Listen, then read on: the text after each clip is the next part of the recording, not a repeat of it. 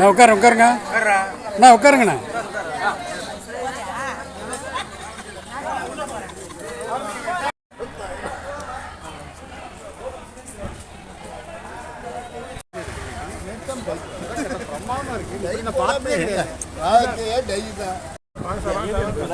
பள்ளி இருக்கு போயிடும் நாங்களாம். வாங்க ரோட்ல தானே எடுப்பீங்க. புதுசா இருக்கு இல்லண்ணா, போட்ல பள்ளி இருக்குண்ணா.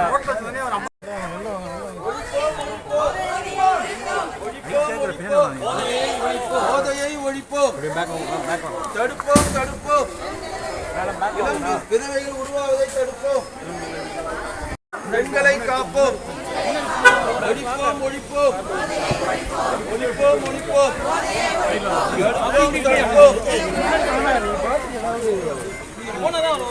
தடுப்போம் ஒழிப்போம், இளம் விதவைகள் உருவாவதை தடுப்போம், காப்போம் காப்போம், பெண்களை காப்போம், ஒழிப்போம் ஒழிப்போம், போதையை ஒழிப்போம், தடுப்போம், இளம் விதவைகள் உருவாவதை தடுப்போம், காப்போம் காப்போம், பெண்களை காப்போம், ஒழிப்போம் ஒழிப்போம், போதையை ஒழிப்போம், தடுப்போம் தடுப்போம், இளம் விதவைகள் உருவாவதை தடுப்போம், காப்போம் காப்போம், பெண்களை காப்போம், ஒழிப்போம் ஒழிப்போம், போதையை ஒழிப்போம், தடுப்போம் தடுப்போம், இளம் விதவைகள் உருவாவதை தடுப்போம், காப்போம் காப்போம், பெண்களை காப்போம், ஒழிப்போம் ஒழிப்போம், போதையை ஒழிப்போம், தடுப்போம் தடுப்போம், இளம் உதவிகளை உருவாவதை தடுப்போம், காப்போம் காப்போம், பெண்களை காப்போம், ஒழிப்போம் ஒழிப்போம், போதையை ஒழிப்போம், தடுப்போம் தடுப்போம், இளம் விதவைகள் உருவாவதை தடுப்போம், காப்போம் காப்போம், பெண்களை காப்போம், ஒழிப்போம் ஒழிப்போம், போதையை ஒழிப்போம், தடுப்போம் தடுப்போம், இளம் விதவைகள் உருவாவதை தடுப்போம், காப்போம் காப்போம், பெண்களை காப்போம், ஒழிப்போம் ஒழிப்போம், போதையை ஒழிப்போம், தடுப்போம் தடுப்போம், இளம் விதவைகள் உருவாவதை தடுப்போம், காப்போம் காப்போம், பெண்களை காப்போம், ஒழிப்போம் ஒழிப்போம், போதையை ஒழிப்போம், தடுப்போம் தடுப்போம், இளம் விதவைகள் உருவாவதை தடுப்போம், காப்போம் காப்போம், பெண்களை காப்போம், ஒழிப்போம் ஒழிப்போம், போதையை ஒழிப்போம், தடுப்போம் தடுப்போம், காப்போம் காப்போம், பெண்களை காப்போம். விவேக் அவருடைய பிறந்த நாள். பிடி செல்வகுமார் சாரை பற்றி உங்க ஆர்டிஸ்டுகளுக்கு ஓரளவுக்கு அவரை பற்றி தெரியும், நல்லாவே தெரியும். ஆமா, மற்றபடி மற்றவங்களுக்கு தான் அவரை சொல்லிடுறேன். அவர் வந்து இங்க திரைப்பட மக்கள் தொடர்பாளராக இருந்தார். நிறைய சினிமா தொடர்பான நிறைய பத்திரிகைகளை நடத்தினாரு.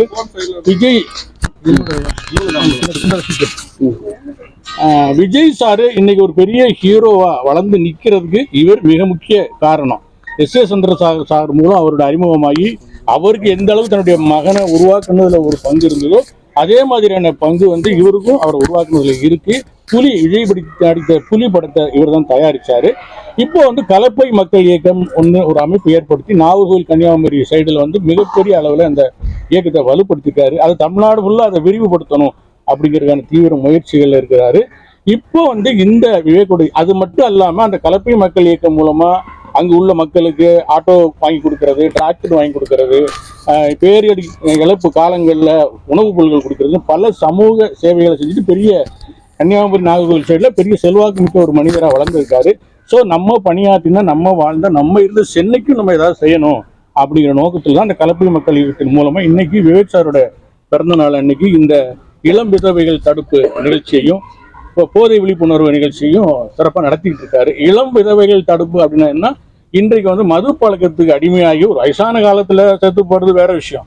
ஆனா இன்னைக்கு வந்து 20-30 வயசுக்குள்ளேயே மது பழக்கத்தால இறக்குறவங்க அதிகமாகிறதுனால, அது சினிமாவில் அதிகமா இருக்கிறதுனால இங்க வந்து இளம் விதவைகள் அதிகமா உருவாகுறாங்க. அதை தடுக்கணும்னா போதை மருந்து பழக்கத்தை தடுக்கணும் அப்படிங்கிற அந்த விழிப்புணர்வோட தான் இந்த நிகழ்ச்சி அவர் இன்னைக்கு நடத்திட்டு இருக்காரு. இந்த நிகழ்ச்சி நீங்க எல்லாம் வந்து சிறப்பித்ததுக்கு ரொம்ப நன்றி. வணக்கம். அடுத்து வந்து நம்மளுடைய கலப்பை மக்கள் இயக்கத்திலே வந்து முதன்மை ஆளாக இருந்து நம்ம கலப்பை மக்கள் இயக்கத்துக்கு உறுதுணையாக இருந்து இன்று வரையும் நமக்கு செயல்பட்டுக்கின்ற வாமா மின்னல் அப்படின்ற ஒரு காமெடியில் அவர் மிகப்பெரிய ஒரு ரீச்சாக இருப்பார். சூப்பர் ஃபிலிம்ஸில் ஒர்க் பண்ணார். பாபா லக்ஷ்மணன் வந்து கலப்பை மக்கள் இயக்கத்தை பற்றியும் நம்ம பிடி செல்வகுமார் பற்றியும் ஒரு வார்த்தைகள்.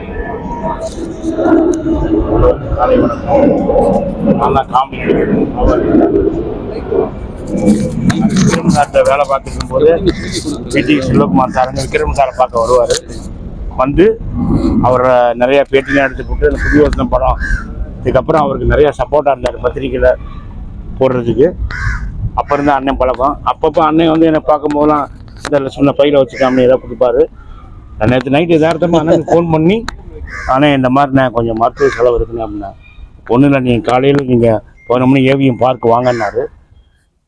நண்பர்களையும் கூட்டு வாங்கினாரு. விஜய கணேசன், சின்ராசு, சங்கர், ராஜேந்திரன், தெனாலி சாமி அப்படின்னு கூட்டு வந்தேன்.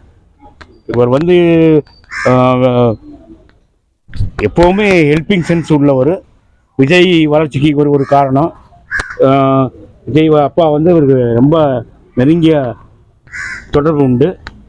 இந்த கலப்பை மக்கள் இயக்கம் இன்னும் நூடி வாழ நிறைய பேருக்கு உதவி செய்ய நான் எல்லாம் வல்ல இறைவனை கேட்டுக்கொள்கிறேன். நன்றி, வணக்கம்.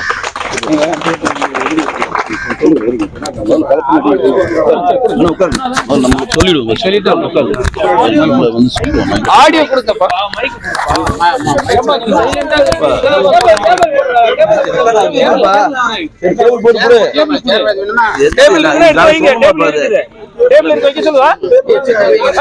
இருக்கப்பா.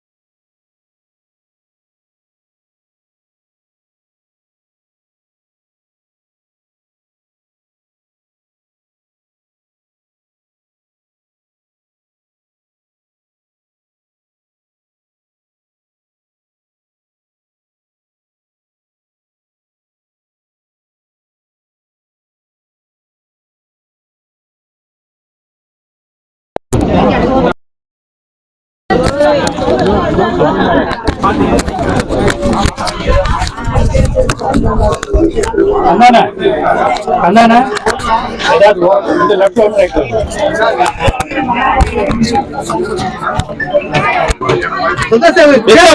மேல வச்சா போதுமா? கிளிப்பே இல்லையே.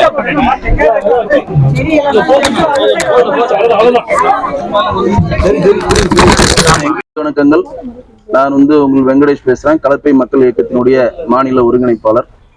கலப்பை மக்கள் இயக்கம் இன்றைக்கு வந்து கன்னியாகுமரி மாவட்டத்தில் மட்டும்தான் தன்னுடைய பணியை செய்யல. கன்னியாகுமரி மாவட்டத்திற்கு முன்பே சென்னையில தான் அதனுடைய பணியை வந்து தொடங்குச்சு.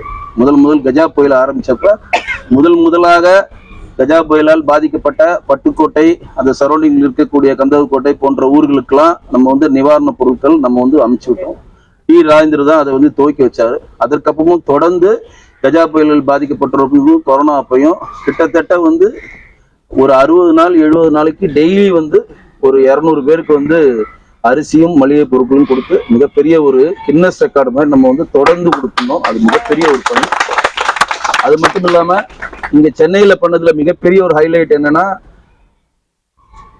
கஜா புயலால் பாதிக்கப்பட்டவர்களுக்கு வந்து 101 பசு மாடுகள் கொடுத்தோம். அன்னைக்கு அதை வந்து நான் ராஜ்குமார் அவர் தான் ஆர்கனைஸ் பண்ணி கொடுத்துருந்தாரு. அன்னைக்கு தஞ்சாவூர்ல பட்டுக்கோட்டையில. ஏன் அப்படின்னா பசுமாடு கிடைக்கல, ஆனா அந்த சூழ்நிலையும் எல்லாருக்கும் வந்து வாழ்வாதாரத்தை இருந்தவங்களுக்கு வாழ்வாதாரத்துக்கு பிழைக்கிறதுக்கு ஒரு வழி திறந்து கொடுத்தோம். அதே மாதிரி திருச்சிக்கும் தஞ்சாவூருக்கும் இடையில் இருக்கக்கூடிய வல்லத்துல கிட்டத்தட்ட 1001 ஆடுகள் கொடுத்தோம். கவிஞர் வைரமுத்து வச்சு கொடுத்தோம். பசுமாடுகளை வந்து ஜிவி பிரகாஷ் வச்சு கொடுத்தோம். இதெல்லாம் இங்க பண்ண ஒரு சாதனையின் வெளிப்பாடை தான் சொல்லுவேன். கன்னியாகுமரி மாவட்டத்துல இந்த சாதனைக்கெல்லாம் ஒரு மைல்கல்லா பல தேவாலயங்களை கட்டி கொடுத்துருக்கோம். பல ஸ்கூலோடைய கலையரங்குகளை, ஏன்னா அவர் கலைத்துறை இருந்து வந்ததுனால கலையரங்குகளை கட்டி கொடுத்துருக்காரு. டாய்லெட்ஸ் கட்டி கொடுத்துருக்காரு. மீனவர்களுக்கு வேண்டிய மண்டபங்களை கட்டி கொடுத்துருக்காரு. எங்கெங்கு யார் யாருக்கு என்னென்ன தேவைன்றதை விண்ணப்பமா கலப்பு மக்கள் இயக்கத்தில் வருகிறதோ அதை உடனடியாக, ஏன்னா கோயில் கட்டி கொடுக்கறது இன்னைக்கு வந்து மிகப்பெரிய ஒரு பணி. அந்த பணியை வந்து மிகச்சரியான லெவல்ல கலப்பை மக்களுடைய நிறுவனர் தலைவர் திரு PT செல்வகுமார் அவர் செஞ்சிட்டு இருக்காங்க. இவர் தான் PT செல்வகுமார், உங்களுக்கு எல்லாம் தெரியும். PT செல்வகுமார் அண்ணனை பத்தி ஒரு 2 நிமிஷம் சொல்லிட்டு நான் நிகழ்ச்சிக்குள்ள போயிடுறேன். இவர் வந்து ஒரு திரைப்பட தயாரிப்பாளர். புலி, வந்தா பரவசம், போக்ரி ராஜா போன்ற படங்களை எடுத்த தயாரிப்பாளர், நடிகர். 9 குரு அப்படின்ற ஒரு படத்தை எடுத்த இயக்குனர். இப்ப அடுத்த படத்தினுடைய வேலைகள் போயிட்டு இருக்கு. இதற்கெல்லாம் முன்னாடி அவர் வந்து பேசிக்கா என்ன மாதிரி தான் அவரும் ஒரு ஜேர்னலிஸ்ட், ஒரு பத்திரிகையாளராக இருந்து PRO மாறி தயாரிப்பாளராக மாறி இன்றைக்கு தமிழ் திரையுலகத்தில் ஒரு அசைக்க முடியாத ஒரு ஜாம்பவனா இருக்காரு. தமிழ்நாடு திரைப்பட தயாரிப்பாளர் சங்கத்துல கமிட்டி மெம்பரா இருக்காரு. இன்னும் பல பொறுப்புகளை வைத்திருக்கிறார். ஆனால் வந்து ஒரு குறிப்பிட்ட காலத்துக்கு அப்புறம் சினிமாவை விட்டு அவர் வெகு தூரம் சென்றிருக்காங்கன்னு நீ நினைச்சிருக்க காலகட்டத்துல தன்னை வந்து ஒரு ஆன்மீக பணியிலையும் மக்கள் சேவை பணியிலும் தொடர்ந்து ஈடுபடுத்திட்டு வராரு. இதுக்கெல்லாம் மிகப்பெரிய ஒரு ஹைலைட்டான ஒரு விஷயம் சொல்லணும்னா, இன்றைக்கு விஜய் அவர்கள் தமிழ்நாட்டில் நம்பர் 1 சூப்பர் ஸ்டாராக இருக்கிறார்னா அதற்கு மூல காரணமாக இருந்தது திரு PT செல்வகுமார் அவர்கள் தான். இதை வந்து தற்பெருமையாக எனக்கு அவர் நண்பர் அப்படின்றதுக்காக நான் சொல்லல. 9 குரு அப்படின்ற எங்களுடைய படத்தினுடைய ஆடியோ லான்ச்ல விஜய் சாரே அது தேவி பேரடைஸ் தியேட்டர்ல விஜய் சாரே மேடையில சொன்னாரு, என்னை வளர்த்தது என்னை பெற்றது என்னுடைய தந்தை S.A. சந்திரசேகரா இருந்தாலும் இன்று நான் இந்த அளவுக்கு உயர்ந்திருக்கிறேன் என்றால் அது என்னுடைய பர்சனல் மேனேஜராகவும் PRO இருக்கின்ற திரு PT செல்வகுமார் அவர் தான் சொல்லு. விஜய் சார் சொன்னதான் நான் உங்கள்கிட்ட ஹைலைட் பண்ணி சொல்றேன். நான் எங்கேயுமே ஒரு தனிப்பட்ட முறையில நிறைய பத்திரிகைகள் கேட்பாங்க, வெங்கடேஷ் அவர் ஃப்ரெண்டு சொல்றாரு, அதற்காக இந்த பதிவு செய்யறேன். அதே இடத்துல புரட்சி இயக்குனர் SSC அவர்கள், அதாவது S.A. சந்திரசேகரன் அவர், விஜய் சாருடைய அப்பா அவர்கள் அதே மேடையில, அதே 9 குரு மேடையில அவரும் இந்த கருத்தை பதிவு பண்ணார்.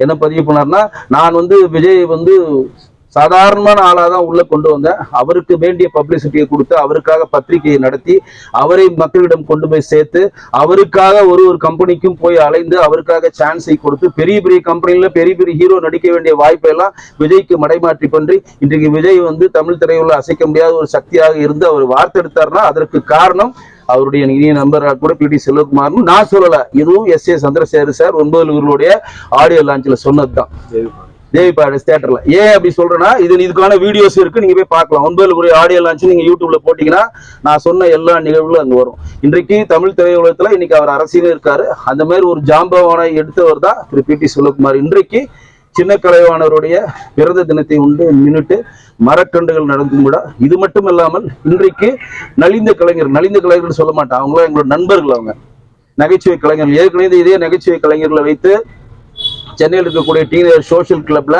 பாரதி ராஜா தலைமையில இதே மாதிரி நிகழ்வுல அவங்களுக்கு நலத்திட்ட உதவிகள் கொடுத்தோம். அதே மாதிரி இப்ப அவர்களுக்கான தன்னால் இயன்ற உதவியை செய்வதற்காக சின்னத்திரை கலைஞர்கள் நிறைய பேர் வந்திருக்காங்க. விஜய் கணேஷ், பாபா சாரு, நம்ம அம்பானி சங்கர், இன்னும் நிறைய நண்பர்களே இன்னும் நிறைய பேர் வந்துட்டு இருக்காங்க. எல்லோருக்கும் என்னோட நன்றியை தெரிவிச்சுக்கிறேன். அது மட்டும் இல்லாம இன்னைக்கு என்ன பண்ண போறோம் அப்படின்னா, நாட்டுல வந்து மிகப்பெரிய ஒரு பிரச்சனை எது போயிட்டு இருக்கு அப்படின்னா போதை வந்து எங்க போனாலும் போதை இருக்கு. இளம் விதவைகள், இப்ப நம்ம கூட கோஷம் போடுறப்ப நீங்க பார்த்திருப்பீங்க, இளம் விதவைகள் உருவாவதை தடுப்போம் அப்படின்னா இது ஒரு விழிப்புணர்வாக தான் இதை பண்றோம். இது வந்து ஒரு நலத்திட்ட உதவியாவோ மரக்கன்றுகளோட விழாவோன்றதுல மெயினான விஷயம் என்னன்னா போதை ஒழிப்புக்கான ஒரு கண்டென்ட்டை நம்ம உள்ள போய் சேர்க்கணும். இங்க இருக்கக்கூடிய மக்கள் எல்லாம் போதை ஒழிப்புக்கு என்னென்ன பண்ணணும், நீங்க வீட்டுல போய் எப்படி செயல்படணும் அப்படின்றத மக்களிடம் கொண்டு போய் சேர்க்கணும் தான் இந்த விழா வந்து பிடி செல்வகுமார் அவர்கள் ஆர்கனைஸ் பண்ணாங்க. போதை வந்து எவ்வளவு பெரிய ஒரு சிக்கலை உண்டாக்குறது, நம்ம குடும்பத்தை எப்படி அழைக்கிறது, போதைகளை விடுபட்டவர்கள் மீட்பதற்கான பணியை இனிமேல் நம்ம எல்லாரும் செய்யணும். புதுசா போதைக்கு யாரும் உருவாக கூடாதுதான் இந்த கருத்தங்கத்தோட முக்கியமான நோக்கம். அப்ப வீட்டுல யாருன்னா குடிச்சிருந்தாங்கன்னா அவர்களை மீட்பதற்கு என்னென்ன பணியோ, அவர்களை மீட்பதற்கு உங்களுக்கு ஏதாவது ஒரு சந்தேகங்களோ, உங்களுக்கு ஏதாவது உதவிகள் தேவைப்பட்டா நீங்க கலப்பை மக்கள் இயக்கத்தை அணுகலாம். இதை பார்த்து கொண்டிருக்கிற அனைவருக்கும் சொல்றோம். அதே மாதிரி ரொம்ப நாள் போதையில் இருக்காரு, அவரை வந்து திருத்தணும், அவரை வந்து ஏதாவது ஒரு குடி மறுவாழ்வு இல்லத்துல சேர்க்கணும் அப்படின்னு நீங்க நினைச்சீங்கன்னா இதை பார்க்கிற நேயர்கள் கலப்பை மக்கள் இயக்கத்தை நீங்க தொடர்பு கொண்டா கண்டிப்பாக உங்க ஊரில் பக்கத்தில் இருக்கக்கூடிய டீஅடிக்ஷன் சென்டர்னு சொல்லுகிற குடி மறுவாழ்வு நிலையத்துல சேர்ப்பதற்கான எல்லா வேலைகளும் திரு பிடி செல்வகுமார் பண்ணுவதற்கு தயாராக இருக்கிறார். ஏன் அப்படி சொல்றேன்னா, இளைய தலைமுறையில் இருக்கிறவர்கள் யாரும் போதையை நோக்கி நகரக்கூடாது. நிறைய இடங்கள்ல நாங்கள் வந்து இப்ப இந்த இவ்வளவு பிரஷரை கூப்பிட்டுருக்கோம், இவ்வளவு நண்பர்களை கூப்பிட்டுருக்கோம், இவ்வளவு பேர் எது கூப்பிட்டுருக்கோம்னா நாங்க சொல்ற நிகழ்வை நீங்க வெளியில எடுத்து போய் சேர்த்து இந்த போதையை தடுப்பதற்கான உங்களால் இயன்ற பணியை செய்யணும். இங்க வந்து 100 பேர் இருக்காங்க, இந்த 100 பேர் நாங்க வெளியே எப்படி அனுப்புறோம்னா அந்த 100 பேர் வந்து 10,000 பேர்கிட்ட கொண்டு போய் சேர்க்கணுன்ற ஒரு பணிக்காக தான் அவங்க எல்லாரையும் கூப்பிட்டுருக்கோம். ஏன்னா இது தனிநபரா இருந்து யாரும் திருத்த முடியாது. வீட்டில் இருக்கிற ஒவ்வொருத்தரையும் போதைக்கு உள்ளாதவர்களை நீங்க எப்படி கண்காணிக்கணும், அப்படி போதைக்கு ஆட்பட்டாங்களோ அவர் எப்படி திருத்தணும், அதற்கு என்ன மாதிரி டாக்டரை பார்க்கணும், எப்படி மருந்து வகைகளை கொடுக்கணும். இளம் வயசுல எங்க சின்ன இளம் பெண்களை விதவைகளை தடுப்போம் ஏன் சொல்றோம்னா, இளம் வயசுலேயே பிள்ளைகளை வளர்க்கும் போதே ஒரு ஆல்கஹால என்ன பிரச்சனை வரும், சிந்தட்டிக் ட்ரக்கால என்ன பிரச்சனை வரும், ஹெரோயினால கஞ்சாவால இதெல்லாம் என்னென்ன பிரச்சனை வரும் நீங்க சொல்லி சொல்லி வளர்த்தீங்கன்னாவே பெரியவனான அம்மா சின்ன வயசுல சொன்னாங்களே இதெல்லாம் சாப்பிடக்கூடாதுன்ற ஒரு கண்டென்ட் நோக்கி அவங்க நகருவாங்க. இப்படி பல விஷயங்கள் விழிப்புணர்வா செய்யறதுக்கான ஒரு கண்டென்ட். அதாவது நலிந்த கலைஞர்களுக்கு உதவி செய்யும் ஒரு விழா, விவேக்குடைய பிறந்த நாளை முன்னிட்டு மரக்கன்றுகளை கொடுக்கிற ஒரு விழா, போதை ஒழிப்பு சம்பந்தமான ஒரு கருத்தரங்கம் தான் இந்த விழாவினோட ஹைலைட். இதற்கான விழா ஏற்பாடுகளும் இதற்கான மொத்த விழாவையும் செஞ்சு கொடுத்தது கலப்பை மக்கள் இயக்கத்தினுடைய நிறுவனர் தலைவர் திரு பிடி செல்வகுமார் அவர்கள் தான். அவர்களுக்கு என்னுடைய நன்றியை தெரிவிச்சுக்கிறேன். தொடர்ந்து அவர் வந்து கன்னியாகுமரி மாவட்டத்துல தான் கலையரங்கம் கட்டுறது, ஸ்கூல்ஸ் கட்டுறது, மற்ற விஷயங்களை தொடர்ந்து பண்ணிட்டு இருக்காரு. இன்னும் சென்னையில் இனிமேல் அதிகமான விஷயங்கள் பண்றதுக்கான வேலைகளை தொடங்கியிருக்காரு. அதற்கு நாங்கள் கலப்பை மக்கள் இயக்கத்தை சேர்ந்த சென்னையில் இருக்கக்கூடிய அனைத்து நிர்வாகிகளும் உறுதுணையாக இருப்போம் உறுதி கூறுறோம். போதை இல்லாத தமிழகத்தை உருவாக்குவதற்கான ஒரு முன்னெடுப்பை கலப்பை மக்கள் இயக்கம் செய்திருக்கிறது. கலப்பை மக்கள் நிறுவனர் தலைவர் திரு பிடி செல்வகுமார் தன்னுடைய போதை சம்பந்தமான தன்னுடைய பதிவை இங்கு பதிவு செய்வார். அனைவருக்கும் வணக்கம்.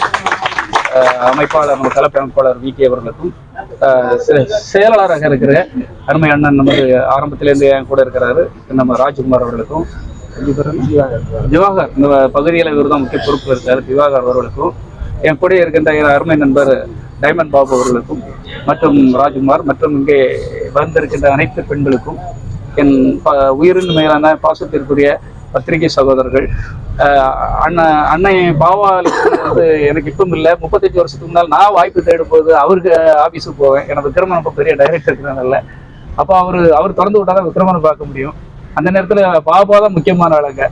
ஏன்னா அவர் வந்து ஒரு சிவனுக்கு நந்தி எப்படி முக்கியமா அதே மாதிரி இவர் நந்தி மாதிரி அங்கதான் இருப்பாரு. இவர் திறந்து விட்டாதான் நான் விக்ரமனை பார்க்க முடியும்.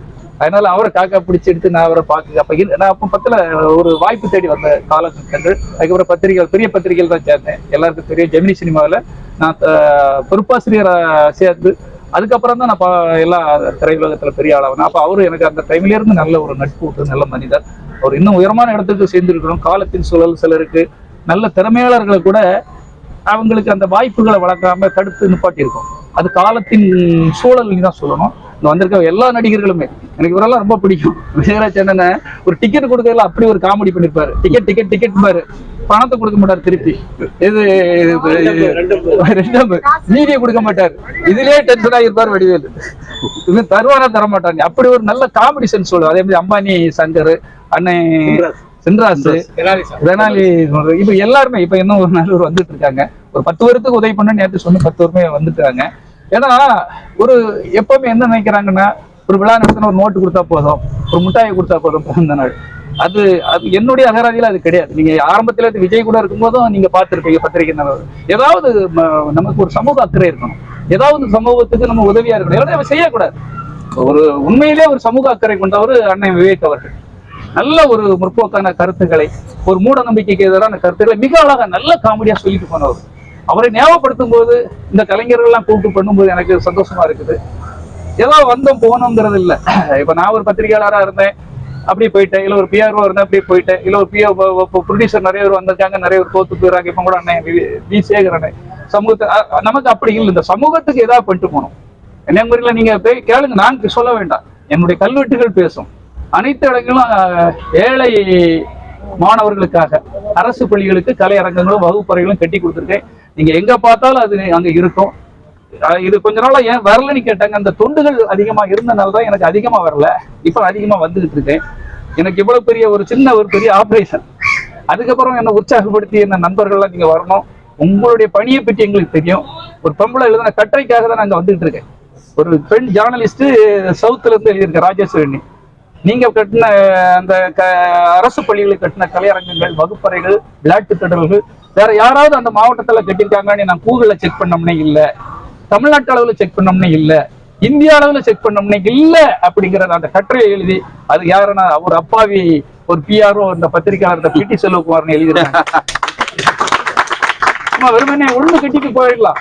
ஒரு தலைவயகம் கட்டினா எவ்வளவு எத்தனை லட்சங்கள் வரும், அதுக்கு என்ன வழியை சம்பாத்தியம் பண்ணணுங்கிற. நம்ம ஒரு பெரிய நடிகர்களோ உச்சத்துல இருக்கவங்களோ அதுவோ இதுவோ கிடையாது. நம்ம சாதாரண பிஆர்ஓ தான். அதுவும் ஒரு ஒழுக்கமான இடத்துல ஒரு ஒரு ஒரு நியாயமான முறையில் நடக்கிற ஒரு சந்திரசேகர்கிட்ட விஜய் கிட்ட தான் நம்ம மெயினா இருந்தோம். ஆனா அதை தாண்டி நான் நிறைய வேலை பார்த்தேன். நிறைய பேர் ஒருத்தர் சொல்லியிருக்கா, அவரு நிறைய 10 வீடு வச்சிருக்காரு. நீ 10 வீடு வச்சா என்ன, சின்ன வீடு தான் வைக்க கூடாது. என்னண்ணே 10 வீடு வச்சிருக்காரு, இப்ப கூட காட்டுட்டோம். அந்த 10 வீடுல 8 வீடா அவருக்கு எழுதி கொடுத்தாரு. ஏங்க எத்தனை உழைப்பு உழைச்சிருக்கேன்னு தெரியுங்க, கூட இருக்க அத்தனை இருக்கு நேரம் பேசுற மாதிரி தெரியுங்க. பத்திரிகையாளராக இருந்திருக்கேன், பிஆர்ஓ இருந்திருக்கேன். எத்தனை 302 படங்கள் 200 படங்கள் பிஆர்ஓ பண்ணிருக்கேன், 122 படங்கள் ரிலீஸ் பண்ணி கொடுத்துருக்கேன். ரிலீஸ்னா மீடியேட்டரா வேலை பார்த்திருக்கேன், ஆம்புலன்ஸ்ல வேலை பார்த்திருக்கேன், சொந்தமா பத்திரிகை நடத்திருக்கேன். எத்தனை உழைப்பு இருக்குன்னு எனக்கு தெரியும், கூட இருக்கவங்களுக்கு தெரியும். ஒரு நாளும் நிம்மதியா நான் தூங்கினே கிடையாது, இன்னைக்கு தூங்கினே கிடையாது. அவன் சொல்லியிருக்கான் 10 வீடு அவருக்கு இருக்குதான். எதுக்காக சொல்றேன்னா அவர் குறை சொல்றதுக்காக இல்ல, யார் எப்படி நீ பார்த்து பேசணும். இன்னைக்கு தூங்க முடியல, ஆபரேஷன் பண்ண என்ன 3 மாசம் ரெஸ்ட் எடுக்கணும்னா இந்த பழனிக்குமார் என்ன கண்ணா பண்ணான்னு திட்டினாரு, எதுக்கு இப்படி எல்லாம் பண்றான்னு. இல்லன்னா என்னால தூங்க முடியாது, என்னால வீட்டுல இருக்க முடியாது, வீட்டுல இருந்தா திரும்ப அட்டாக் வந்துடும் அப்படின்னேன். வீட்டுல இருந்தாதான் அட்டாக் வரும், எனக்கு உழைக்காம என்னால இருக்க முடியாது. இந்த மக்கள் எல்லாம் பார்த்து இப்படி ஏதாவது ஒரு சமூக அக்கறையோட ஏதாவது செய்யலன்னா தான் என்ன நிம்மதியா இருக்க முடியாது. அதுக்காக நம்ம இப்படி ஓடி வரோம். இது எதுக்காக சொல்லணும், உழைக்கணும், கஷ்டப்படணும். கஷ்டப்படுங்கிற தயவு செய்து நீங்க இது பண்ணாதீங்க. ஏதோ ஒரு பெரிய இடத்துல ஏதோ ஒரு ஜாலரா தட்டினோடனே விஜய்க்கு ஒன்னை விட முன்னால இருந்தவருக்காக உழைச்சவங்கிறது உலகத்துக்கு தெரியும். நீ காசு வாங்கிட்டு வேலை பார்க்கறவங்கிறது அதுவும் தெரியும் உலகத்துக்கு. நீ திருட்டுத்தனமா பொய்த்தனமா காசை வாங்கிட்டு பண்றவங்கிறது உலகத்துக்கே தெரியும். நான் எப்படி வேலை பார்த்தேங்கன்னு விக்ரம் வீட்டுல ஒரு தண்ணி கூட குடிக்க மாட்டேன், அவருக்கு பேட்டி தான் எடுக்க போவேன். எனக்கே ஒரு 5 ரூபா அவர்கிட்ட இருந்து பல்ல காட்டிட்டு ரூபாய் கழுக்க இருக்குமா பண்ண மாட்டேன். அப்படி உண்மையா. அதனாலதான் 27 வருஷம் ஒரு விஜய் அவர்கள் கூடயும் ஒரு சந்திரசேகர் அவர் கூட என்னால வாழ முடியுது. என்ன இன்னைக்கு ஒரு குட் புக்ல தான் இருக்கேன். நேற்று சந்திரசேகர் அவர்களை மீட் பண்ணிட்டு தான் வரேன். இருக்க முடியுமாங்க? 2 பெரிய ஜாமான் கூட ஒரு ஆள் இருந்து வேலை பார்க்க முடியுமா? 2ம் பெரிய ஆள். அங்க உண்மையா இருந்துதான் வேலை பார்த்துருக்கு. சில சகனிகள் சில சூழ்ச்சிகளால ஒரு படம் நல்லா வரும், ஓடும், ஓடாது, அதை பயன்படுத்திட்டு அன்னைக்கு நடந்த இப்ப ஒரு இந்த உண்மையை சொல்லிதான் அன்னைக்கு கூட ஏன் சொல்லலாம், சொல்லாம செத்துட்டோம்னா இவனுக்கு தெரியும். என் வீட்டுல நாளைக்கு ரிலீஸுங்க படம், சொன்ன மனசுக்கு என் படம் புலி. இன்னைக்கு ரைடு, இதுவரை உலக சரித்திரத்திலே முந்தின நாளைக்கு படம் ரிலீஸ், இன்னைக்கு ரைடு நடக்காது, எந்த படம் நடக்காது, ஹவுஸ் அரெஸ்ட். ஒரு சாதாரண பிஆர்ஓ எப்படி படம் ரிலீஸ் பண்ண முடியும்? நாளைக்கு எந்த டிஸ்ட்ரிபியூட்டரா வருவானா, தியேட்டர்காரன் நல்ல யோசனை பண்ணுங்க. என்ன நிலைமையில இருந்திருப்பேன் வாழ்க்கையில், இதுல இருந்து மீண்டு வந்துடலாம் கடவுளே, ஒரு பெரிய இடத்துக்கு போயிடலாம், கடவுள் நமக்கு ஒரு வழி விட்டுருக்காரு இருக்கும்போது அப்படி நடக்குது. ஒரு பைசால என் வீட்டுல வெறும் 2000 ரூபாய் இருக்குது. என் மனைவி கிட்ட கண்ணீர் விட்டு சொல்றாங்க அந்த அதிகாரி, எப்படி உங்களை பற்றி கம்ப்ளைண்ட் பண்ணதே உங்க கூட வேலை பார்க்கிறவன் விஜய் கூட இருக்கிறவன் கம்ப்ளைண்ட் பண்ணிருக்காங்க. நான் அவர்கிட்ட இருந்து பிரிஞ்சு வரணும், சண்டை போட்டு வரணும், மிஸ் அண்டர்ஸ்டாண்டிங் உருவாக்கி இருக்கானு. நான் இதை இப்ப கூட சொல்லணும்னா எப்ப சொல்றது? அந்த ரைடு நடந்தது காரணமே கூட இருந்தவங்க. ஏன் நான் பெரிய ஆளா வந்துடக்கூடாது. ஏன்னா விஜய் கிட்ட ஒரு குட் புக்ல இருக்கேன், படம் எடுத்துட்டு முதல்ல ஒரு எங்க ஒரு பேன் இந்தியா படம், இந்தியா அளவில் உள்ள படத்தை எடுத்திருக்கேன். அவர்கிட்ட நல்ல பேர் எடுத்து அடுத்தால நான் போயிடக்கூடாதான். யாரு கூட இருக்கவன் அவரோட பேரை கூட என்னால சொல்ல முடியும். அவங்க சொல்றாங்க கவனமா இருங்க சார், விஜய கவனமா இருக்க சொல்லுங்க. நான் இப்ப எதுக்கு சொல்றேன்னா, விஜய் பெரிய அளவுல வந்தாச்சு. விஜய் நான் நேசிக்கிற நடிகர். அவர் கூட இருக்கிற கள்ள பயலுகளை அவர் கண்டுபிடிச்சுக்கணும். அந்த ரைடு நடந்தது காரணமே, உங்களை என்னையும் பிரிச்சது காரணமே அந்த கூட இருந்த கள்ள பயலுவதாங்கிறது எப்படி என்ன உடம்புறது கிடையாது அவனும். ஆனா ஏதாவது ஒரு டிவி மூலமா நீங்க பார்த்து பக்குவப்படணுங்கிறத சொல்றேன். நான் வளர்த்த மரங்க, நான் தண்ணி ஊத்துனது. அவருதான் ஹீரோ இல்லன்னு சொல்லல. ஆனா கூட 4 பேர் வேணும் இல்ல, எவனும் தனியா வளர முடியாது. பாபாலட்சுமணன் இருக்கோம்னா அங்க விக்ரமங்கிற ஒரு ஆளு தேவை. அப்போ நாங்களும் கூட இருந்து உழைச்சோம். அவர் இன்னும் நல்லா இருக்கணுங்கிற ஒரு எண்ணத்துலதான் கூட இருக்கிற சகுனிகள். ஒரு மகாபாரத யுத்தத்துக்கு காரணமே சகுனி தான். ஒரு ராமாயணம் இவ்வளவு பிரச்சனைக்கு காரணமே கூலி தான். அப்ப கூட இருக்கவங்க நல்லவர்களும் வல்லவர்களும் நியாயமானவர்களை நீங்க வைக்கணும். எங்கிட்ட கேட்க ஏன்னா நாங்க 27 வருஷம் நாங்க உங்களுக்காக உழைச்சுதான் உங்க கூட இருந்த எல்லாமே கேட்டீங்க. ஆனா இப்ப கேட்கக்கூடிய அளவுல இல்ல. ஆனால் நீங்க பக்குவப்படுறதுக்கு இது ஒரு வாய்ப்பு. இது இப்ப கூட செய்யறது உங்க நல்லதுக்கு தான் நான் சொல்றேன். ஏன்னா நான் என்ன எவ்வளவு காலம் வாழ்வன்னு தெரியாது. ஆனா அந்த உண்மையை சொல்ல போயிடக்கூடாது. இந்த ரைடுக்கு காரணம் என் கூட இருந்த அந்த கள்ள பயில அவனுக்கு தெரியணும். ஆனா அது சொல்றதே அந்த ரைடுக்கு வந்தவங்களே சொல்றாங்க, வேற யாரும் சொல்லல. இது என் தாய் மீது சத்தியம் என்பதை இப்ப சொல்லிடுறேன். ஏன்னா இதை இப்ப சொல்லலாம், என்னைக்கும் சொல்ல முடியும். இதெல்லாம் ஏன் சொல்லணும்? அப்படி கிடையாது. நீங்க அதே ஆளுதான் அவன் கூட இருக்கிறான், அதே துறையும் அவன் கூட இருக்கிறான். அவங்க அப்பா இருந்தா அந்த களை எடுத்துருவாரு. அப்ப இது மூலமா தான் அவருக்கு எப்படியே தெரியட்டுங்கிறக்காக சொல்லும். உண்மை தெரியணும், உண்மை கசக்கும், ஆனா அது தெரியணும். நன்றி நண்பர்கள். வேற ஏதாவது கேட்கணுமா?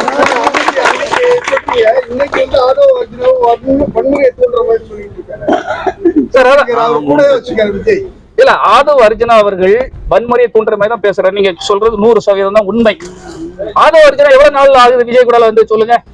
6 மாசம் இருக்குமா? 1 வருஷத்துக்கு உள்ளதான். 6 மாசம் தான் ஆகுது. அதுக்கு முன்னால அவர் எங்க இருந்தாரு? விடுதலை சிறுத்தை கட்சி தேசிகாவுல இருந்தாரு. அதுக்கு முன்னால எங்க இருந்தாரு? சரி, அதுக்கு முன்னால எங்க இருந்தாரு? சும்மா இருந்தாரு. என்ன நடந்ததுன்னு சொல்றேன். எல்லா உண்மையும் தெரியணும் இல்ல. மார்டின் அவர் வந்து அரெஸ்ட் ஆகி இருக்கிறாரு சார். நான் சொல்றேன், உண்மையை சொல்றேன். ஏன்னா மார்டின் அவர் பையன் எனக்கு ரொம்ப ஃப்ரெண்டு. அரெஸ்ட் ஆகி இருக்கும்போது அவருடைய பொண்ணு வந்து சூசைட் அட்டன் பண்றாங்க. அவருடைய மகள் சூசைட் அட்டன் பண்றாங்க. அவங்க மனநிலை பாதிக்கப்பட்டிருக்கும் போது சென்னைக்கு வரும்போது இவரு வந்து அதுல வந்து தலையிடுறாரு. தலையிட்டு பழகி அந்த பெரிய இடமெல்லாம் எப்படியாவது அந்த பொண்ணை கவர் பண்ணணும்னு சொல்லி 9 வயசை குறைச்சு சொல்லி அந்த பொண்ணை லவ் பண்ணி கல்யாணம் பண்றாரு. எத்தனை வயசு? நான் சொல்றேன், எனக்கு எந்த பயமும் கிடையாது. 9 வயசு குறைச்சு சொல்லி ஒருத்தன் கல்யாணம் பண்றான். அந்த வீட்டுல 3 தொழிலை தொடங்குறான். என்ன தொழிலாம்? டெக்ஸ்டைல்ஸ் தொழிலை தொடங்குறாரு. தோல்வி, பணத்தெல்லாம் இழக்கிறாங்க. ஸ்டீல் ஃபேக்டரி தொடங்குறாங்க, பணத்தெல்லாம் இழக்கிறாங்க. அடுத்த பைனான்ஸ்ல நல்ல சம்பாதிக்கலாம்னு சொல்லி கூட்டிட்டு வந்து ஒரு ஷேர் ஹோல்டர்ஸ் உருவாக்கும் போது 99 ஷேர் ஹோல்டர்ஸ் அவர் பேர்லயே வச்சுட்டு மனைவி பேர்ல ஒரு ஷேரை வச்சுட்டு அதுல இருந்து இப்ப அந்த தொழில தோல்வி அடைஞ்ச தொழிலுக்கு பிறகு அங்க இருக்க பணத்தை வாங்குறதுக்கு 99% இருக்கு இல்லையா, அந்த பணம் தான் 100 கோடிக்கு மேல. நான் இப்ப ஆதாரத்தோட சொல்றேன், 109 கோடி வந்திருக்கு சார். அதுவும் அக்கௌண்ட்ல வந்திருக்கு, என்கிட்ட இருக்குது ஆதாரம். யாரு? இவர் உழைச்சு வந்துட்டாரு, நேர்மையா வந்துட்டு. இப்ப நாங்கெல்லாம் உண்மையை உழைச்சிட்டு வந்திருக்கோம், கடினமா உழைச்சிருக்கோம். ஆனா உழைக்காம ஒருத்தர் இந்த 109 கோடி அவருக்கு வந்திருக்குது. ஆனா அவர் உழைச்சு வந்ததா? பொய்யாக வந்தது, தப்பா வந்தது. நீ என்ன செய்யணும்? நேர்மையா ஒரு கட்சி படம் வந்துருக்க, நேர்மையா உழைங்க. இந்த கட்சி ஒரு பீஸ்ஃபுல்லா கொண்டு போகணும். நீ யார போய் கேட்கறா? ரவுடிசம் பண்றாருன்னு ஒருத்தர் சொல்றாரு. நீ என்ன செய்யணும்? ரவுடிசத்தை ஒழிச்சு நாங்க அமைதியாகணும்னு சொல்லணும். நான் 6 மாசம் வெயிட் பண்ணு, நான் ரவுடிசம் யாரு நீ காட்டுறேங்கிறான். ஏன்னா இந்த தமிழோட பைத்தியக்காரனா நாங்கெல்லாம் நீ ரவுடிசம் பண்றதை பாக்குறதுக்கு எப்படி பேசலாம்? 6 மாசம் மட்டும் வெயிட் பண்ணுங்க, எங்க ரவுடிசம் என்னன்னு தெரியும். இத விஜய் அவர்கள் ஏற்றுக்கொள்கிறாரா? விஜய் அவர்கிட்ட இருந்து மீட்கிறது என்ன சார் வழி? அதுக்குதான் நான் இதை சொல்லிட்டு இருக்கேன் சார். மீட்க சொல்றேன். இவ்வளவு நெஞ்சு வலிக்க போறோம் நான் சொல்றது காரணம், என் தலைவனை எப்படியா மீட்கணும், அவருக்கு இது போய் சேரணுங்கிறது நான் சொல்றேன். எவர்கிட்ட கேட்டா உங்களுக்கு ஆதவ் அர்ஜுனோட மச்சானே வந்து எங்க வீட்டுல தேவையில்லாத ஒரு ஆளு இருக்கான்னு சொல்லிட்டு மென்ஷன் பண்ணிட்டாரு. ஆமா, சரிங்களா? ஆமா, எல்லாருக்குமே தெரியும். ஆமா, இப்ப கூட ஒரு எதுவுமே வந்து ஆக்ஷன் எடுக்கல அவரு. ஆமா, அது இல்லாம இப்ப நீங்க ஒருத்தர் மாதிரி அலிகேஷன் வச்சுனே இருக்கீங்க. ஆமா, விஜய் அவரு நல்லது செய்யணும்னு நினைக்கிறீங்க. ஆமா, நல்லது நடக்கணும்னு நினைக்கிறீங்க. ஆமா, பேர் மென்ஷன் பண்ணா என்ன? யார் பேர சொல்லி நீங்க முன்னாடி அவர் பண்ணாரு. ஆதவ் அர்ஜுன் கிடையாது முன்னாடி. அத சொல்ல. இப்ப ஆதவ் அர்ஜுனா எதுக்கு சொன்னா கரண்ட்ல நடந்துட்டு இருக்கு தம்பி. ஒரு மினிஸ்டர் சொல்றாரு, அடுத்தால யார பேசுறாரு? சிஎம் வந்து யாருக்கிட்டயாவது இன்னைக்கு மிரட்டுறாரா, ரவுடிசம் பண்ற மாதிரி பேசுறாரா? நான் உண்மையை சொல்லணும், கரூர் விஷயத்துல அவர் உண்மையில ஒரு கண்ணியமான ஒரு முதலமைச்சரா நடந்துகிட்டாரு. இரவோடு இரவா பிளேட் பிடிச்சு, அவருக்கும் நோய் இருக்கும், குடும்பம் இருக்கும் இல்லையா, இரவோடு இரவா போய் எல்லா விஷயத்தையும் சால்வ் பண்ணிருக்காரு. உண்மையை ஒத்துக்கணும் தம்பி. நீங்க உண்மையை ஒத்துக்காம போய் சொல்லி அவர் காரணம் இவர் காரணம் சொல்லக்கூடாது. அவர் எங்க ரவுடிசம் ஏதாவது பண்றாரா? அவர்கிட்ட சொல்லாரு, வாங்க மோதி பார்ப்போம், வா தொட்டுப்பார். தமிழ்நாட்டில் உள்ள அவ்வளவு கல்லூரி மாணவர்களும் வீட்டுக்கு வருவாங்க. ஏடா டேய், கல்லூரி மாணவர்களை ஒவ்வொரு பாவம் ஏழை பாளையும் கஷ்டப்பட்டு படிச்சு இந்த குடும்பத்தை காப்பாற்ற மாட்டானா நீ நினைச்சு நம்ம கல்லூரிக்கு அனுப்புனா நீ வன்முறையை தூண்டுற. கல்லூரி மாணவர்கள் உன்ட்ட வந்து சண்டைக்கு வருவாங்க. அப்ப வந்து விஜய் அதை சொல்லி கொடுக்குறாரா? அன்னைக்கே விஜய் தடுத்துருக்கணும், அவனை தூக்கி இருக்கணும் சார். விஜய் படங்கள்ல மட்டும் அமைதியா, நான் இப்போ இதுவும் விஜய்க்காக தான் சொல்ல, படங்கள்ல மட்டும் அமைதியா இருந்தா போதாது. இவனை மாதிரி வன்முறை பேசுறவன் இந்த கட்சிக்கு எப்படி கெட்ட பேருதுன்னா, ஒரு ஏழை இளைஞர்கள் இதுல பாதிக்கப்படுவாங்கல்ல சார். இது நடக்கட்டும். ஒண்ணு ஒரே ஒரு சின்ன குட்டி சுனோரி, எப்ப பார்த்தாலும் விஜய் அவர்கள் நிறைய குட்டி. 41 பேர் இறந்ததுக்கு நீங்க தெளிவான ஒரு குற்றச்சாட்டு வைக்கிறீங்க. காரணமா ஆது ஒரிஜினல் பண்றீங்க, குற்றத்தை ஒத்துக்கணும்னு சொல்றீங்க. அவங்கதான் ஒத்துக்கணும். யார் நடத்துறாங்களோ ஆது ஒரிஜினாவோ இல்ல புசி ஆனந்தோ இல்ல கூட இருந்தோ இதெல்லாம் உண்மையை ஒத்துக்கணும் சார். அது மறைக்கலாம் முடியாது. அதாவது ஒரு தவறு நடந்தால் அது தெரிந்து செய்தால் அது தேவன் என்றாலும் விட மாட்டேன்னு சொல்லியிருக்காரு யாரு? புரட்சி தலைவர் அவர்கள். எத்தனை பேர் 1-2 உயிர் இல்ல சார். அன்னைக்கு தண்ணி குடிக்க முடியல, ஒரு பாத்ரூம் போக முடியல, நிறைய பேர் அப்படி காலோடையும் கையோட எல்லாம் பாத்ரூம் போயிருக்காங்க. பத்திரிகை ரிப்போர்ட்டர்கள் சொல்றாங்க. இனி வரும் காலத்துல அது செய்யாம இருக்கு. அந்த மாதிரி திட்டங்கள் திட்டுங்க. நாங்க நல்ல இளைஞர்களுக்கு நல்ல வழி நடத்துவோம், வேலை வாய்ப்பை உருவாக்குவோம், தொழிலை உருவாக்குவோம், கல்விக்கு நல்ல விஷயங்களை செய்வோம்னு சொன்னா வா மோதிப்பார், தொட்டுப்பார். 6 மாசத்துக்கு பிறகு ரவுடிசம் என்ன? இது ஒரே ஒரு விஷயத்தை சொல்ற ஒரு குட்டி ஸ்டோரி. இது வேற குட்டி ஸ்டோரி, விஜய் சொல்லி கேட்டிருப்பீங்க. நான் சொல்றேன் குட்டி ஸ்டோரி. ஒரு நல்ல பெரிய குளத்துல ஆனந்தமா இருக்கிற ஒரு தவளை, அந்த தவளை ஆனந்தமா இருக்கும்போது அங்க ஒரு தேள் வந்து விழுந்துருது. தேள் விழுந்து அதுக்கு நீச்சல் தெரியாம தவிக்குது. அந்த பாவம் அந்த தவளை கிட்ட கேக்குது, எப்படியாவது என்ன காப்பாத்துங்க அப்படின்னு கேக்குது. தவளை சொல்லுது, ஒன்ன காப்பாத்தணும், நீ கொட்டிடுவா, நான் செத்து போயிடுவோம் அப்படிங்குது. ஆனா பாவி போயில, அதெல்லாம் செய்ய மாட்டேன், என் உயிரை காப்பாத்து. இல்ல நீ கொட்டுனா நான் செத்துருவோம் அப்படிங்குது. அது எப்படிடா நான் ஒன்ன கொட்டுவேன்? ஒன்ன கொட்டினா நீ செத்துருவோம், நானும் மீண்டும் நாமெல்லாம் செத்துருவேன். அதனால ஒன்ன கட்டவே மாட்டேன், என்னை காப்பாத்தணும், ஒரு உயிரை காப்பாத்தின புண்ணியம் உனக்கு கிடைக்குன்னு சொன்னதும் தவளை பாவம் பார்த்து அந்த தேளை வந்து கூட்டிட்டு போகுது. கூட்டிட்டு போய் கரை சேர்க்கறதுக்கு முன்னால அந்த தேளு கொட்டிடுச்சு. அடா இளவண்டாடி போவன, நான் போகல சிவனேனே இருந்தவன என்னை கூட்டிட்டு வச்சு என்னை காப்பாத்துன்னு சொல்லி என்ன கொட்டி கொல்ல வச்சு என் உயிர் போக போகுது, ஏன்டா இப்படி பண்ண அப்படின்னா அன்னை தப்பா நினைச்சுக்கிறாங்கண்ணே. எவ்வளவு கண்ட்ரோல் பண்ணி பார்த்தேன், என்னால இருக்க முடியல. பிறருக்கு தீங்கு செய்யதும் பிறருக்கு துன்பத்தை கொடுத்ததும் என் கேரக்டர் என்னால உயிர் இருக்கிறத மாற்ற முடியலண்ணே, அதான் கூட்டிட்டோம்னே. நீயும் செத்து நானும் செத்து. இது யாருக்கு இந்த ஸ்டோரி புரியல? கண்டிப்பா விஜய் அவர்களுக்கு இந்த ஸ்டோரி புரியணும். கெட்டவர்களும் தீயவர்களையும் கிட்ட தீயரை காண்களும் தீதே. பார்த்தாலே தப்புண்ணே. நான் எந்த கிட்டவும் கூட போக மாட்டேன், தெரிஞ்சு போக மாட்டேன். தவறு செய்யறாம அப்படின்னு தெரிஞ்சு அவங்களை கிட்ட வைக்க கூடாது. இப்ப கூட கோவப்படுத்துவோம், இதை வச்சு இப்ப கூட பண்படுத்தலாம். ஏன்னா நான் நேரடியா போய் இதை சொல்ல முடியாது. எப்படி சொல்றது? சொல்ல விட மாட்டான். வேற வழி இல்லை. இது மூலமா சொல்றேன், இந்த குட்டி ஸ்டோரி மூலமா. சார் வந்து பத்திரிகையாளர் நக்கீரன் கோபால வந்து பட்டையை புடிச்சு அடிக்கணும்னு ஆதவ அர்ஜுனா சொல்லியிருக்காரு. வர பத்திரிகையாளர்களுக்கு இங்க அச்சுறுத்தல் நிறைய இருக்குது தாவேக்கானால. அதாவது இந்த பத்திரிகையாளர் அடிக்கணும்னு சொன்னோம்ல, அரசாங்கம் என்ன பண்ணிட்டு இருக்கு? இதான் நான் போய் சொன்னோம் இல்லையா, அப்பவே அரெஸ்ட் பண்ணிருக்கணும். நீங்க வந்து ஸ்ரீலங்காவில நேபாளல புரட்சி நடக்கிற மாதிரி இங்க புரட்சி வரணும்னு பேசினாங்களா, அன்னைக்கு தேசிய பாதுகாப்பு சட்டத்துல இவரை தூக்கி உள்ள வச்சிருக்கணுங்க. இவர் யாருங்க? இவரு ஒரு பெண்ணை வந்து பொய்யா சொல்லி 9 வயசு கம்மின்னு சொல்லி ஒரு திருட்டுத்தனமா கல்யாணம் பண்ணவர் அவ்வளோத்தையும் மிரட்டுறாருன்னா இவரை தூக்கி உள்ள வைக்கணுமா வைக்க வேண்டாமா? இவர் மேல நடவடிக்கை எடுக்கணுமா எடுக்க வேண்டாமா? ஒரு கட்சிக்காரரு இதே மாதிரி பிடி செல்வகுமார் விஜய்க்காக வந்து உண்ணாவிரதம் தான் இருந்தாரு. விஜய் பற்றி தப்பு எழுதிட்டாங்க. இவர் வந்து ஒரு அவகண்டா நடந்துக்கிறாரு. ஆதவ ஒரு பத்திரிகையாளராக இருந்தவர். ஆமா, நான் பத்திரிகையாளர் நியாய தர்மத்தோட தான் வாழ்த்துருக்கேன். எந்த பத்திரிகையாளர் மிரட்டதோ சண்டல் போட்டதோ யாருக்கிட்டே வன்முறையை தூண்டுறதோ இதுவரை ஏதாவது இருக்கா நீங்க சொல்லுங்க. பழனிக்குமார் இருக்கிறாரு, பழனிக்குமார் கிட்ட கல்யாண நியூஸ் அவர் போட்டுட்டாரு. இப்ப அவர்கிட்ட சொல்றேன், அவர் சொன்ன லண்டன்ல இருக்காரு போடக்கூடாதுன்னு சொன்னாரு. நான் சார்ட்ட சொன்னேன், சார் அவங்க பத்திரிகை தர்மம், அவங்களுக்கு ஏதோ வகையில நியூஸ் தெரிஞ்சிருக்கு, லண்டன்ல கல்யாணம் நடக்குது, பழனிக்குமாருக்கு மட்டும் தான் தெரியும்.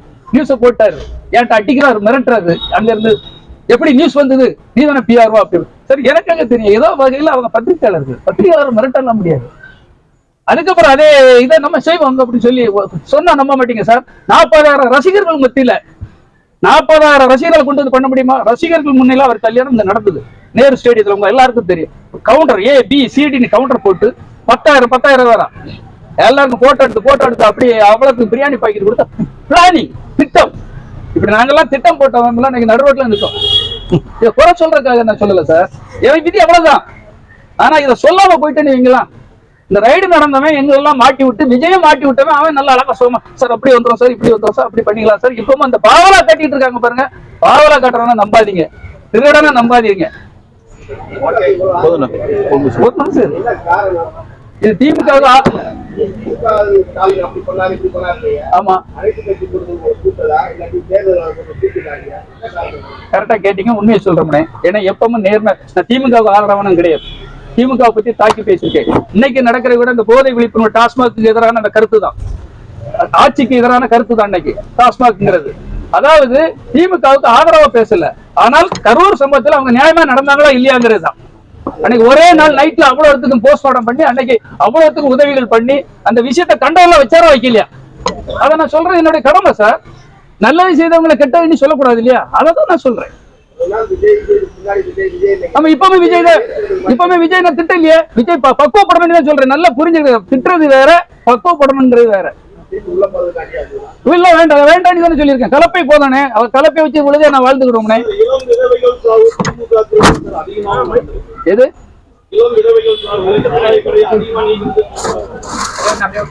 விதவைகள் வந்திருக்கு, அதுக்கு விழிப்புணர்வு உருவாக்குறது தான் நம்ம இதை பண்ணிருக்கோம். விழிப்புணர்வு உருவாக்கணுங்கிறதுக்காக நம்ம இதை பண்ணிருக்கோம். இதே மாதிரி இளம் விதவைகள் வரக்கூடாது, போதையை தடுக்கணும். முன்னாடி எல்லாருமே வந்து விஜய்க்கு சப்போர்ட் பண்ணி பேசுறீங்க. எது விஜய்க்கு சப்போர்ட் பண்ணி பேசினாங்க. இப்ப ஒவ்வொருத்தரா வந்து அவர் பண்ற தவறை வந்து சுட்டிக்காட்டி பேசுறாங்க. என்ன காரணமா இருக்கும்? ஏன்னா நீங்க கூடவே இருந்தீங்க. அவருக்கு ஏதாவது மெயினா இப்ப நீங்க வந்து ஆதவெல்லாம் சொல்றீங்க. ஓகே, அவருக்கு என்ன அட்வைஸ் பண்ண போறீங்க? நீங்களே வந்து விஜய் கூட இருக்குன்னு சொன்னீங்க, அப்புறம் வெளியே வந்துட்டீங்க. இன்னைக்கு வந்து மன்சூர் அலிகான் வந்து பிரஃபீட் கொடுத்து இனிமே வந்து விஜய் வந்து வேஸ்ட், அவர் கரையில வந்து கால் வைக்கணும், லைட்லயே சுத்துறாரு சொல்லிட்டாங்க. சோ அதை பத்தி உங்களுக்கு கருத்து சார்? விஜய் வந்து இப்பவும் நான் குறை சொல்ல, அவர் வேஸ்ட்னே சொல்லல. நல்லா புரிஞ்சுக்கிடுங்க. தவறானவங்க தீயவர்கள் கூட வரக்கூடாது, நல்லவர்கள் கூட இருந்து வழி நடத்தி அவர் சிஎம் ஆகுனா கூட எனக்கு சந்தோஷம் தான். அவர் கூட இருந்தவங்கிற முறையில எனக்கு மிகப்பெரிய பெருமை, சந்தோஷம் தான். ஆனால் பக்குவப்படணும், நல்லவர்களை கூட வைக்கணும், வல்லவர்களை கூட வைக்கணும், தமிழ்நாடு முழுக்க இருக்க திறமையாளர்களை கண்டுபிடித்து கூட வைக்கணும், நல்ல பயிற்சிகள் கொடுக்கணும். இந்த ரசிகர் கூட்டத்தை வச்சு அவங்க புள்ள மிரட்டுறது மாதிரி இல்லாம அனைவருக்கும் நல்ல பயிற்சிகள் கொடுத்து அந்த இயக்கத்தை மிகப்பெரிய இயக்கமா உருவாக்கணுங்கிறது தான் என்னுடைய வேண்டுகோள், தாழ்மையான அன்பான வேண்டுகோள் என்பதை தெரிவித்துக் கொள்கிறேன். நன்றி, வணக்கம்.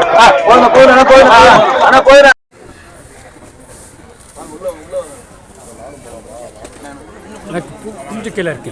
ஓகே.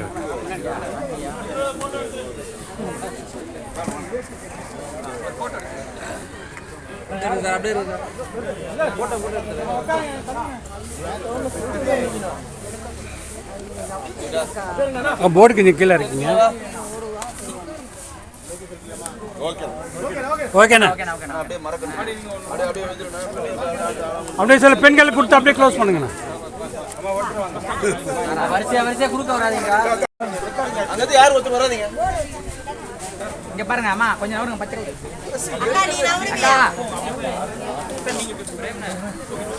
பின்னாடி அப்படியே போயிடுங்க. அந்த பின்னாடி வெளியே போங்க, பின்னாடி வெளியே போங்கம்மா.